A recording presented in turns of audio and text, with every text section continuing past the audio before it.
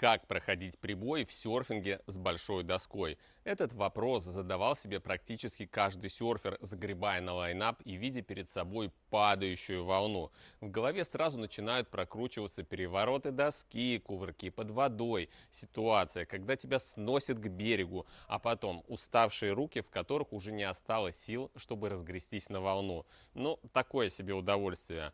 А что, если попробовать сделать так, чтобы сил в руках оставалось больше, а к берегу сносило меньше? Звучит странно, потому что кажется, что в серфинге уже все давно придумано. Но на самом деле серфинг постоянно развивается, и важно не делать как принято, а делать так, как действительно работает. И сейчас я объясню почему. Что такое якорный ноузгрэб?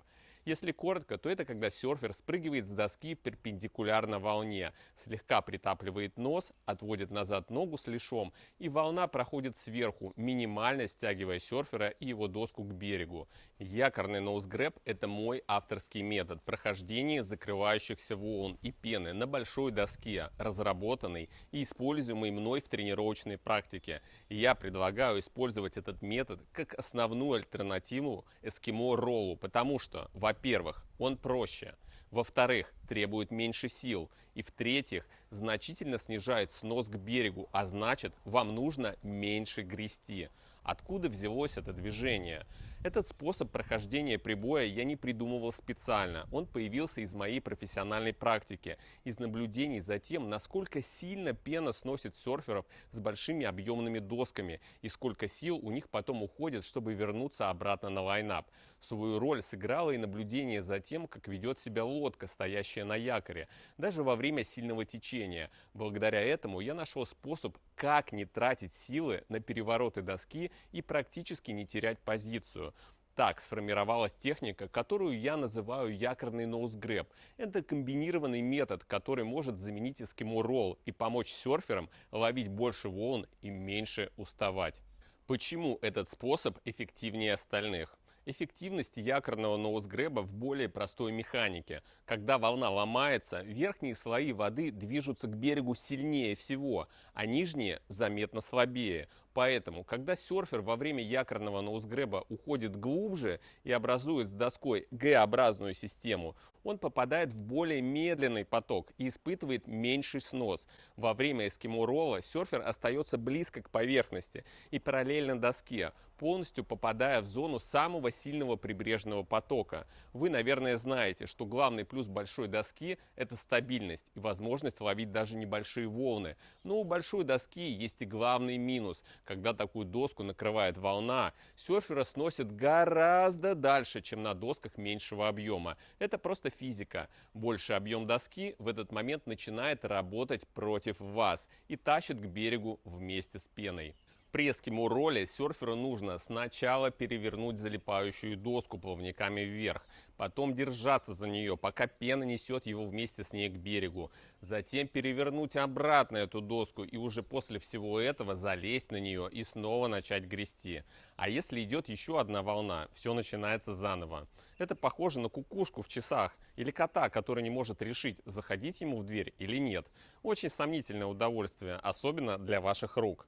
В отличие от эскимо-ролла, в якорном ноузгрэбе нет переворотов доски, нет лишней работы руками и значительно меньше сносят к берегу. В результате меньше потраченной энергии, больше контроля и сохраненная позиция на лайнапе. А если движение эффективнее, зачем тратить лишние силы? Как давно я применяю этот метод? Я использую эту технику более 10 лет в реальных условиях обучения и катания на больших досках. Она не появилась за один день. Это результат практики, корректировок и сравнения с другими способами прохождения пены.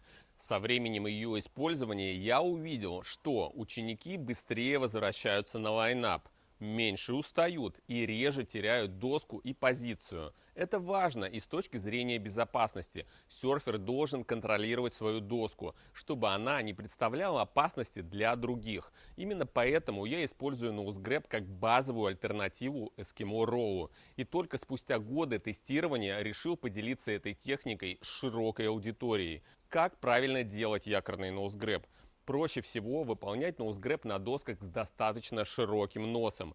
Нос обязательно должен быть намазан ваксой, как сверху, так и снизу, для хорошего сцепления. Доски с заостренным носом тоже можно удерживать таким образом, но это будет чуть сложнее. Итак, последовательность действий на воде. Серфер гребет строго перпендикулярно в сторону закрывающейся волны или пены. Примерно за 3 метра серфер делает глубокий вдох, сползает с доски, и его тело уходит вниз, где, развернувшись к волне затылком, он захватывает нос доски 2 руками. За полметра до того, как голову серфера накрывает пена, он погружается под воду и в момент погружения чуть сгибает локти, чтобы немножко притопить нос доски. В это же время под водой серфер отводит ногу с лишом в противоположную от берега сторону, тем самым натягивая лиш. Получается, что серфер фиксирует доску и за нос, и за тейл, уменьшая шанс, что волна вырвет доску из его рук. После того, как пена прошла над серфером и доской, можно вынырнуть и посмотреть, идет ли следующая закрывающаяся волна или пена.